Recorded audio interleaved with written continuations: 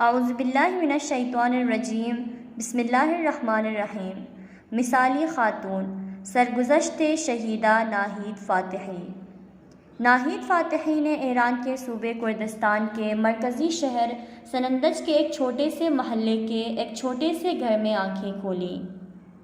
ناہید کے گھر والے دیندار اور شریف لوگ تھے۔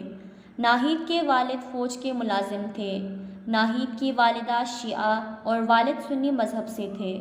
اگرچہ ناہید کے والد سنی تھے مگر اہل بیت علیہ السلام کے دلدادہ تھے۔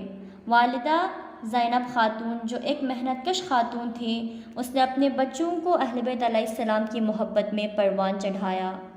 شہیدہ ناہید کی بہن کا کہنا ہے کہ ناہید بچپن سے ہی خاموش طبیعت، ذمہ دار، انتہائی مہربان اور بے خوف بچی تھی۔ ناہید کی ماں اگرچہ سادہ سی گھریلو خاتون تھی مگر ناہید کی تربیت ایسے انداز میں ہوئی کہ اس کی شخصیت کو چار چاند لگ گئے۔ ناہید کی ماں کا کہنا تھا کہ ناہید بہت چھوٹی عمر سے ہی جانماز سے انس حاصل کر چکی تھی۔ وہ کافی دیر جانماز پر بیٹھی خدا سے راز و نیاز کرتی رہتی۔ ایک بار ناہید نے اپنے والد سے کہا، بابا، میں جب کسی بات پر روتی ہوں تو میرے سر میں درد ہو جاتا ہے، مگر جب میں نماز یا مناجات پڑھتی ہوں اور روتی ہوں تو نہ ہی میرے سر میں درد ہوتا ہے اور نہ ہی میں تھکن محسوس کرتی ہوں۔ جس دوران انقلابی گہما گہمی شروع ہوئی، ناہید بھی کردستان میں انقلابیوں کی ٹیم میں شامل ہو گئی۔ وہ مستقل شاہ کے خلاف ہونے والے مظاہروں میں شرکت کرتی اور انقلابیوں کی ٹیم کے ساتھ دن رات انقلابی سرگرمیوں میں مصروف رہتی۔ انقلاب اسلامی کی کامیابی کے بعد ناہید سپاہ پاسداران کی رکن بن گئی۔ اسی دوران ناہید نے تعلیمی سلسلہ بھی جاری رکھا۔ اسی دوران اسلام مخالف کردوں کی ایک تنظیم کوملہ نے کردستان میں اپنی کارروائیوں میں شدت کر دی۔ ناہید کے سپاہ میں سرگرمیوں نے کالج کے کوملہ گروپ کے اسٹوڈنٹ کو مزید آگ بگولا کر دیا۔ وہ ناہید کے خون کے پیاسے ہو گئے اور بل کھائے سانپ کی مانند ناہید اور اس کے انقلابی گروپ سے بدلہ لینے کے لیے تیار ہو گئے۔ ناہید خطرے کو بھانپ گئی تھی مگر اپنے عزم میں پکی تھی۔ 1980 میں ایک روز کالج میں ناہید کی طبیعت خراب ہو گئی۔ اس نے بہن کو فون کر کے خبر دی کہ اس کی طبیعت خراب ہو گئی ہے اور وہ کلینک جا رہی ہے۔ ناہید کلینک جانے کے لیے کالج سے نکلی۔ جب کافی دیر ہو گئی اور ناہید واپس نہیں لوٹی تو بہن اسے لینے کلینک پہنچی مگر ناہید وہاں موجود نہیں تھی۔ کلینک میں ناہید کی بہن کو بتایا گیا کہ اس نام کی کوئی مریض یہاں نہیں لائی گئی، یعنی ناہید کلینک پہنچی ہی نہیں۔ مگر ناہید کے عزم و حوصلے میں کہیں کمی نہ آئی۔ 16 سال کی اس دلیر لڑکی نے اپنے آپ کو فدا کر دیا مگر ولایت پر آنچ نہ آنے دی۔ عینی شاہدین کا کہنا تھا کہ کوملہ کے افراد ناہید کے گلے میں رسی باندھ کر اسے گلی گلی پھرا رہے تھے اور بلند آواز میں کہتے جا رہے تھے، جس نے خمینی کا ساتھ دیا اس کا یہی انجام ہوگا۔ 11 ماہ ناہید ان جلادوں کی قید میں رہی۔ بالآخر سنندج کے ایک گاؤں میں سنگلاخ پہاڑوں کے درمیان ناہید کا زخموں سے چور بے جان بدن پایا گیا۔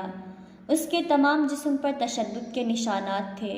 پہاڑی راستوں سے ٹکرا ٹکرا کے اس کے سر کے ٹکڑے ہو چکے تھے اور سر کے بال منڈے ہوئے تھے۔ ناہید کی غمزدہ ماں اپنی نور نظر کے جنازے پر غش کھا کے ایسی گری کہ پھر اٹھ نہ سکی۔